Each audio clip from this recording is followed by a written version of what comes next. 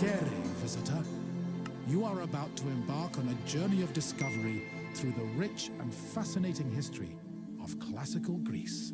You'll become fully immersed in the painstakingly detailed world built for Assassin's Creed Odyssey, which you are free to explore at your own pace, without any danger or time pressure. For a directed experience, take one of the many guided tours curated by prominent historians and archaeologists.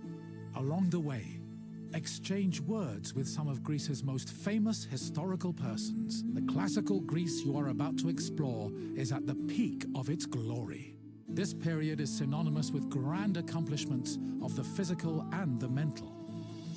Architectural marvels which still stand today dot its landscape, while towering achievements in philosophy, political systems, and art still influence our modern society in profound ways. We hope you become engrossed in the dazzling riches of ancient Greece and welcome you to your visit.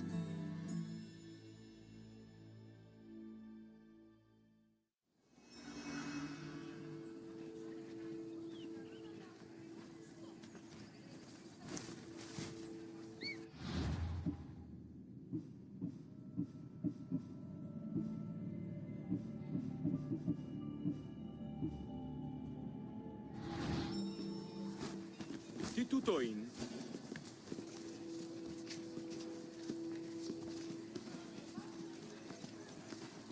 Τι συνέβη μόλις? Greetings, wanderer, and welcome to the Acropolis, the shining jewel of Athens. My name is Aspasia. Though I am not originally from Athens, I have climbed to the top of its social ladder using my wit and intellect. I've even earned the love of Perikles, one of the most powerful men in the city. The mind truly is a beautiful thing. Personally, I think the Acropolis is one of, if not the, greatest place in all of Greece. Though, considering it was the project of my partner, Perikles, I may be a touch biased. The Acropolis of Athens is a bastion of art and culture worthy of the gods themselves. Within this citadel, you will find many important sacred buildings, as well as some of the most magnificent art in all of Greece. You are in for a very enlightening visit. When you're done, come find me, and we can discuss the things you have seen. Farewell for now.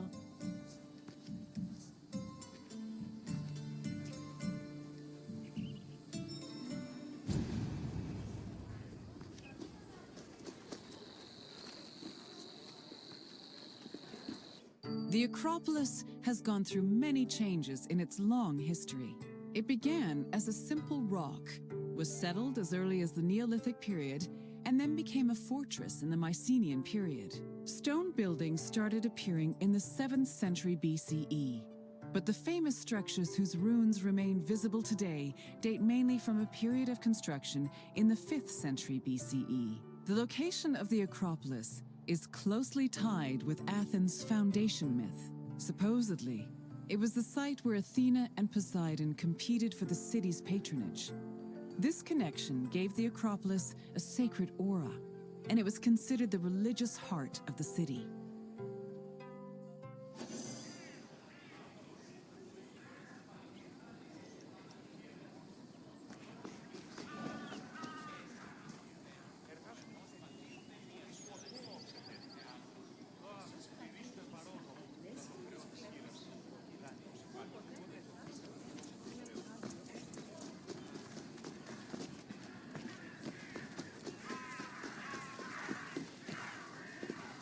The Temple of Athena Nike was built on the remains of old fortifications from the Mycenaean era. Worship at the temple can be traced back to the 6th century BCE, but the building itself was destroyed during the Greco-Persian Wars a century later. It was rebuilt during the Peloponnesian War. Given that the name Athena Nike roughly means Athena of victory, it was likely constructed in the hopes that Athens would win the war. Unusually, The temple depicts historical scenes of battles against the Persians instead of the more mythologically inclined art of other Greek buildings. The temple's priestess was chosen randomly among the Athenians and received a salary of 50 drachmae annually, along with skins and trophies from sacrificed animals.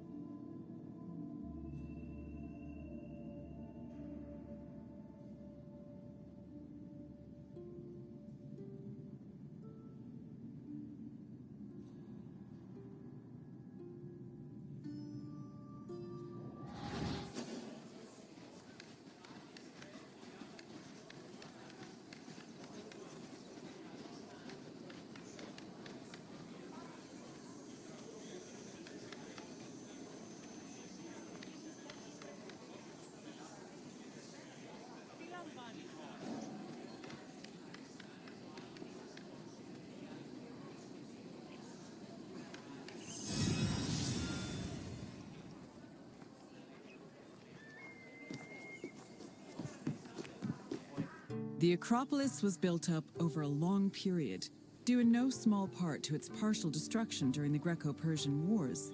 It was in the 5th century BCE, though, that the Acropolis received its most significant improvements.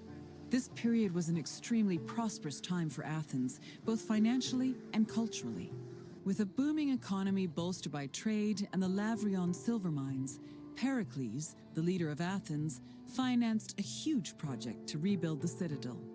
He enlisted the help of renowned artists, like the sculptor Phidias, as well as the architects Iktinos and Callicrates. Together, they erected buildings like the Parthenon and the Propylaea Gateway. Pericles' goal was to make the Acropolis into a glorious monument to the gods and to mortal Athenians.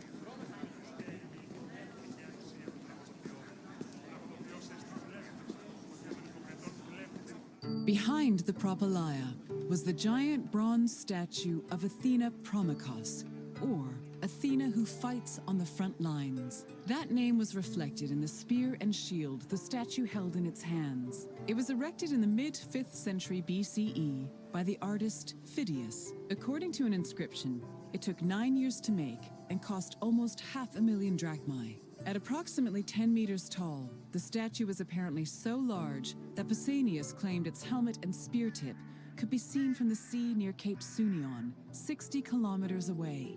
The ornamentation on the statue's shield was engraved by the metalsmith Mies.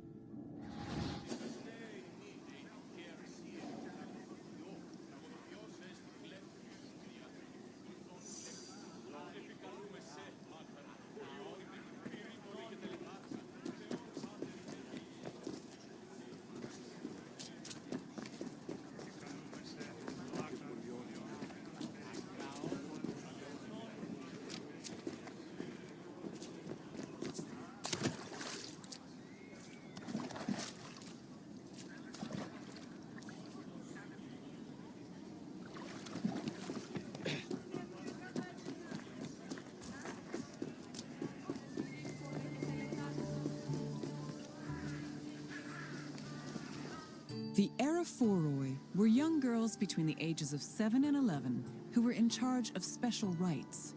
A list of 4 girls was drafted by the Assembly of Citizens, from which the High Magistrate, the Archon Basileus, chose 2 to serve as Eraphoroi for the year. The girls lived in a house on the Acropolis. They were in charge of carrying sacred objects and weaving the peplos of Athena. The peplos was a sacred robe offered to Athena during Panathenea, a festival held in her honor.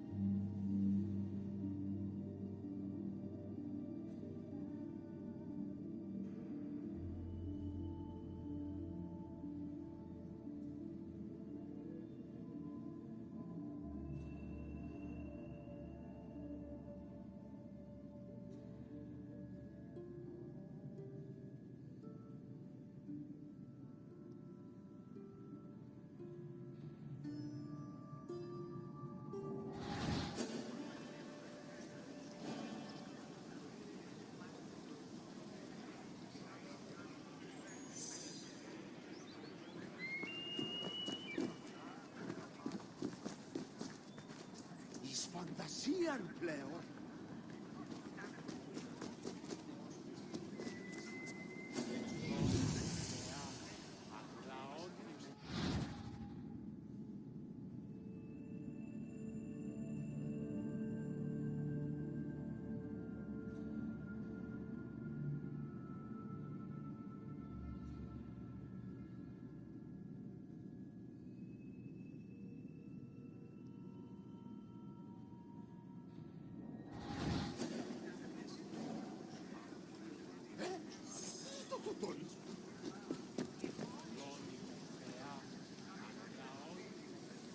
Δύνατον εστί.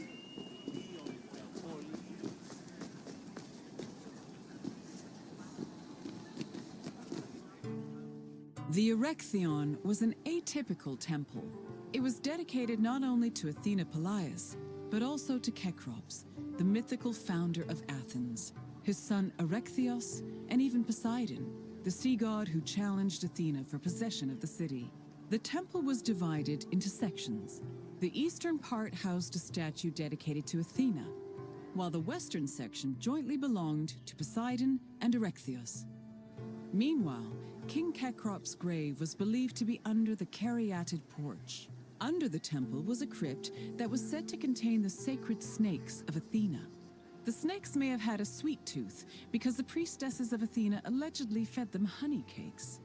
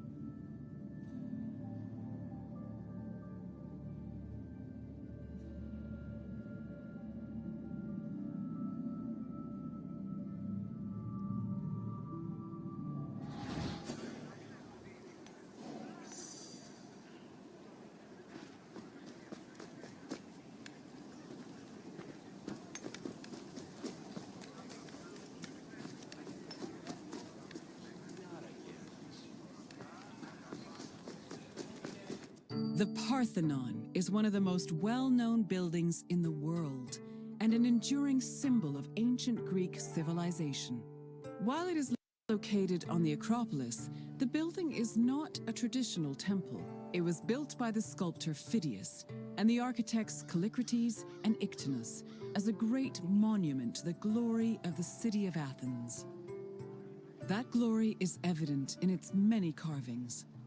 One of the most carved monuments in Greek architecture, the Parthenon's decorations depict several mythological scenes. These include the birth of Athena, her fight against Poseidon for the patronage of Athens, the gods' battle with the giants, and the procession of the great Panathenea.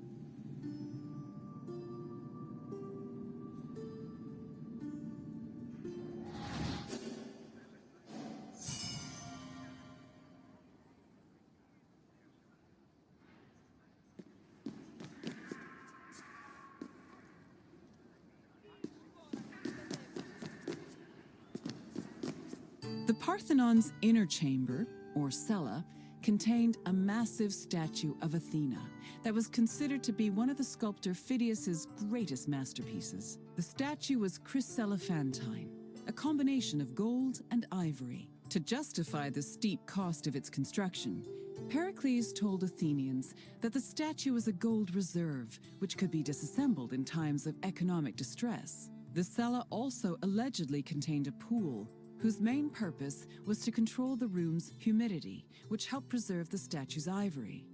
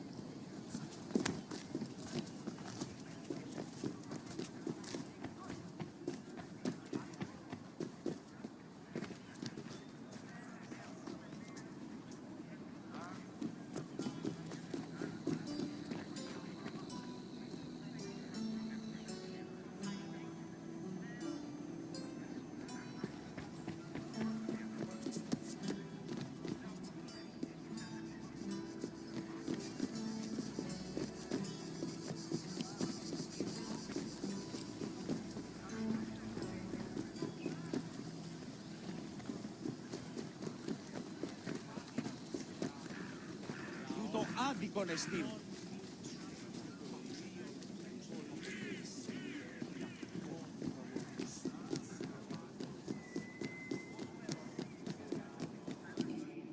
Athens' treasury was located in the Parthenon, where it was believed to be protected by Athena herself.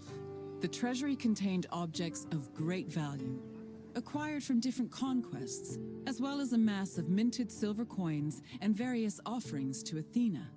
Perikles also decided to move the entirety of the Delian League's treasure to the Parthenon in 454 BCE. This was a great testament to Athens' power over the rest of Greece. The riches were divided into two parts, the Demosia, which belonged to the city, and the Hiera Cremata, which was dedicated to the goddess and only used for religious purposes.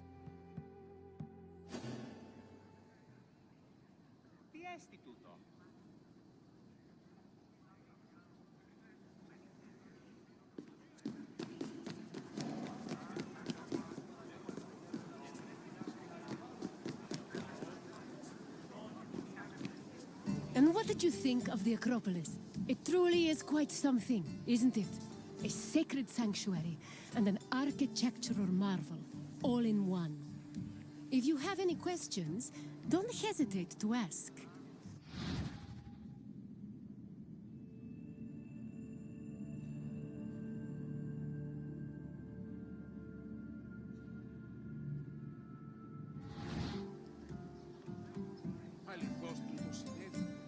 You're confident enough for a test? Very well. Let us see how much you know. Which two gods competed for Athens' patronage?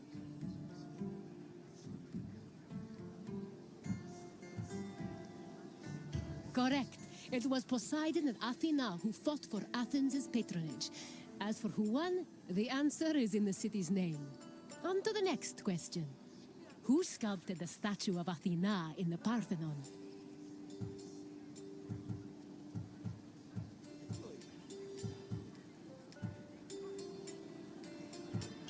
Correct. The renowned sculptor Phidias made the statue, which was considered one of his masterpieces. And now, the final question. Which king's tomb was believed to be under the caryatid porch?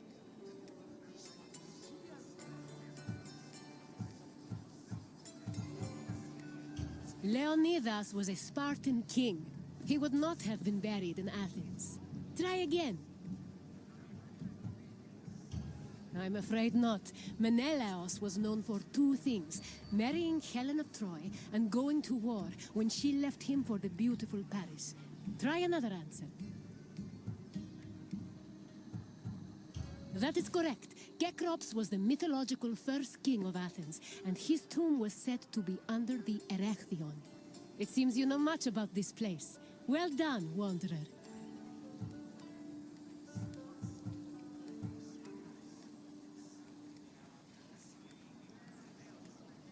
Very well. On to the next turn.